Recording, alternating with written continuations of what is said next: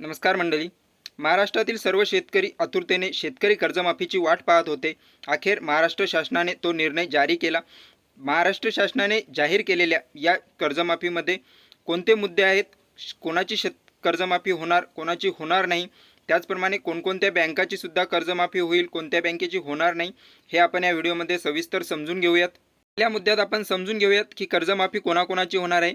1 April 2019 ते 31 मार्च 2025 दरम्यान उचललेले सर्व अल्पमुदत पीक कर्ज माफ होणार आहेत.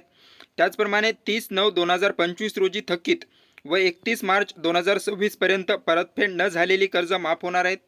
एक किंवा अनेक बँकाकडील सर्व कर्ज खात्यांची एकत्रित थकबाकी मुद्दल व व्याजासह 2 लाखापर्यंत माफ होणार आहे.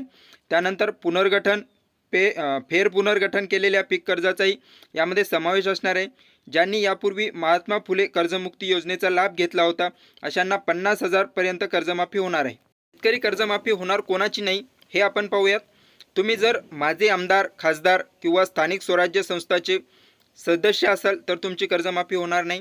तुम्हाला जर 25,000पेक्षा जास्त महिना पेमेंट असेल, तुम्ही शासकीय कर्मचारी असाल तरी तुमची कर्जमाफी होणार नाही. शेतीबाह्य उत्पन्नावर जर तुम्ही कर भरत असाल तर तुमची कर्जमाफी होणार नाही. त्याचबरोबर 25,000 रुपयापेक्षा जास्त जर तुम्हाला पेन्शन मिळत असेल तर तुमची कर्जमाफी होणार नाही. माजी सैनिकांना यामध्ये सूट देण्यात आलेली आहे. जर तुम्ही माजी सैनिक असाल आणि तुम्हाला 25,000पेक्षा जास्त पेन्शन मिळत असेल तरीसुद्धा तुमची कर्जमाफी होणार आहे. ज्यांचं पीक कर्ज हे 2 लाख रुपयापेक्षा जास्त आहे त्यांनी 2 लाख रुपयापेक्षा जास्त असलेली रक्कम शेतकऱ्याने बँकेस परतफेड करायची आहे. त्यानंतर रक्कम परतफेड केल्यानंतर उर्वरित 2 लाख रुपये ही कर्जमाफीचा लाभ मिळणार आहे. ही उर्वरित रक्कम तुम्हाला 31 मार्च 2027च्या आधी बँकेत भरायची आहे. त्यानंतर जे शेतकरी चालू बाकी होते, त्यांचे कर्ज थकीत नव्हते, त्यांना प्रोत्साहनपर बक्षीस म्हणून 50,000 रुपये मिळणार आहेत. 2022-23, 23-24, 24-25 या तीनपैकी कोणत्याही 2 वर्षात पीक कर्जाची वेळेत परतफेड केलेल्या शेतकऱ्यांना 50,000 रुपये प्रोत्साहनपर लाभ मिळणार आहे.